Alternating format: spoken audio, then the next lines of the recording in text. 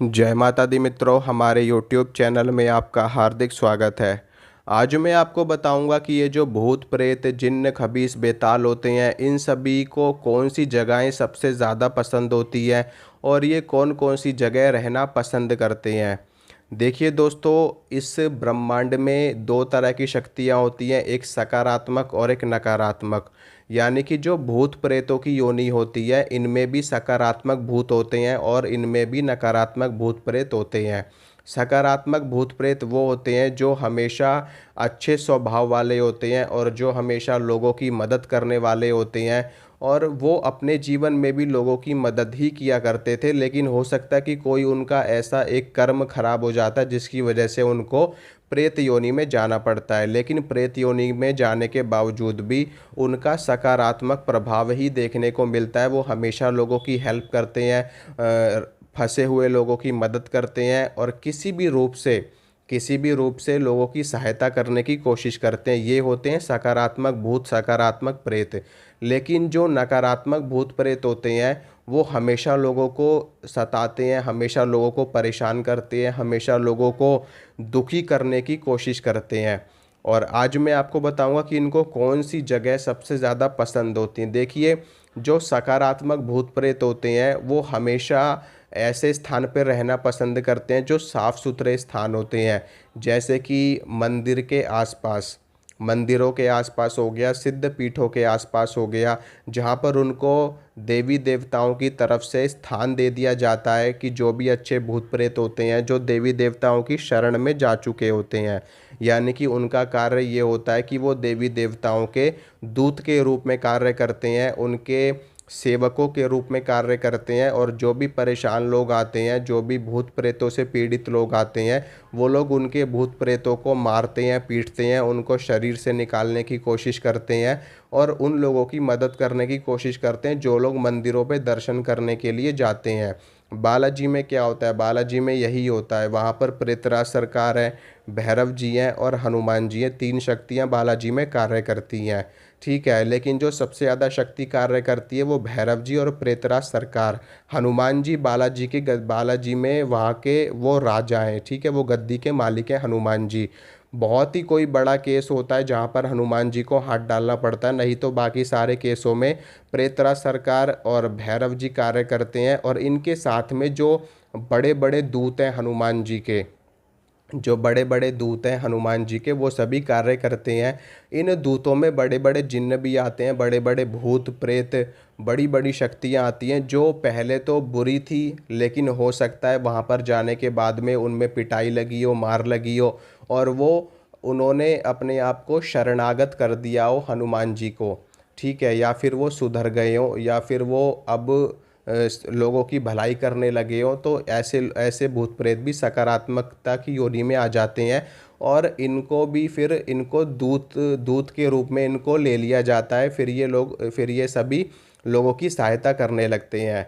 और ये ज़्यादातर मंदिरों में होते हैं, मंदिरों में सेवक के रूप में कार्य करते हैं, मंदिरों के आसपास मौजूद होते हैं, नदी के किनारे होते हैं, जैसे गंगा जी का तट हो गया, यमुना जी का तट हो गया, ठीक है, सरस्वती नदी का तट हो गया, और जहाँ पे संगम का स्थान होता है वहाँ पर इन सभी चीज़ों का वास होता है।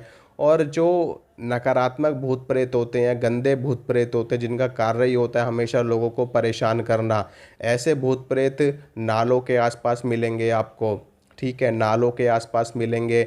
और ऐसे भूत प्रेत हमेशा आपको, जहाँ पर गंदगी रहेगी सबसे ज़्यादा, जहाँ पर ज़्यादा गंदगी रहेगी वहीं पर ये लोग आपको देखने को मिलेंगे। यानी कि जहाँ पे मलमूत्र का त्याग किया जाता हो, या फिर नालियाँ बहती हो, नाले बहते हों। और इसके अलावा जहाँ पर जो लोग जूठन फेंकते हैं, जहाँ पर आपने देखा होगा अक्सर लोग जूठन फेंक देते हैं बाहर, खुले में जूठन फेंक दिया जाता है। जो जैसे गांव के इलाकों में, ग्रामीण इलाकों में शादी ब्याह होती है और बड़े बड़े कार्यक्रम किए जाते हैं, भोजन इत्यादि किया जाता है, और वहाँ पर यूं ही फेंक दिया जाता है, तो वहाँ पर ये सारे नकारात्मक भूत प्रेत आके टूट पड़ते हैं और लोगों का जूठन खाते हैं, ठीक है। इसके अलावा ये लोग जंगलों में भी पाए जाते हैं। जंगलों में भी ये लोग ऐसे अकेले व्यक्ति की तलाश कर रहे होते हैं जिसको ये अपना शिकार बना सके। पेड़ों में भी इनका वास माना जाता है। पेड़ों में वैसे सकारात्मक भूत प्रेतों का भी वास होता है। पीपल के पेड़ में ब्रह्म का वास होता है, यानी कि ब्रह्म राक्षस का वास होता है पीपल के पेड़ में।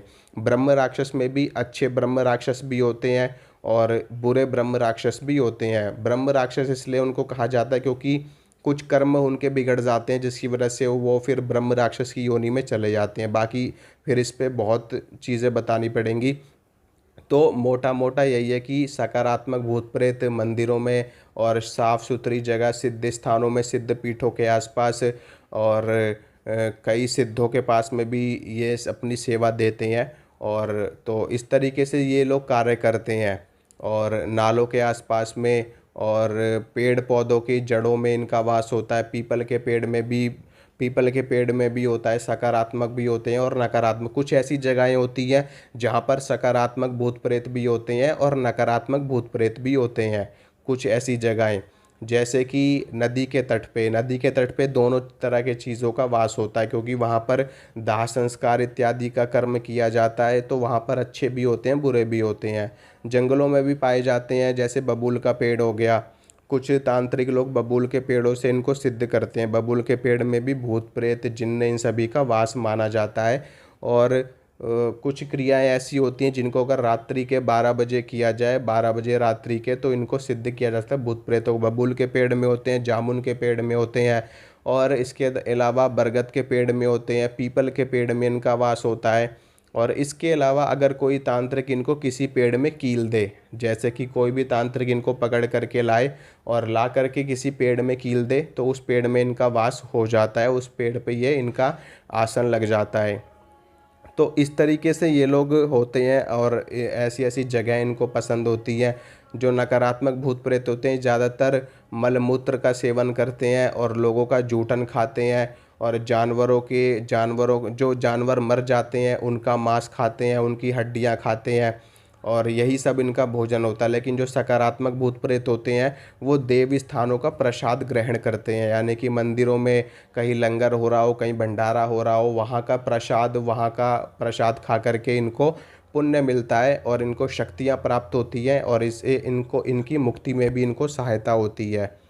तो ये चीज़ें होती हैं। आशा करता हूँ जो जानकारी मैंने आपको दी है अच्छी लगी है, पसंद आई होगी। तो वीडियो को लाइक करना और शेयर करना वीडियो को ज़्यादा से ज़्यादा, और चैनल को सब्सक्राइब करना, और ताकि मैं जो भी डालूँ उसकी नोटिफिकेशन भी आपको तुरंत मिल सके।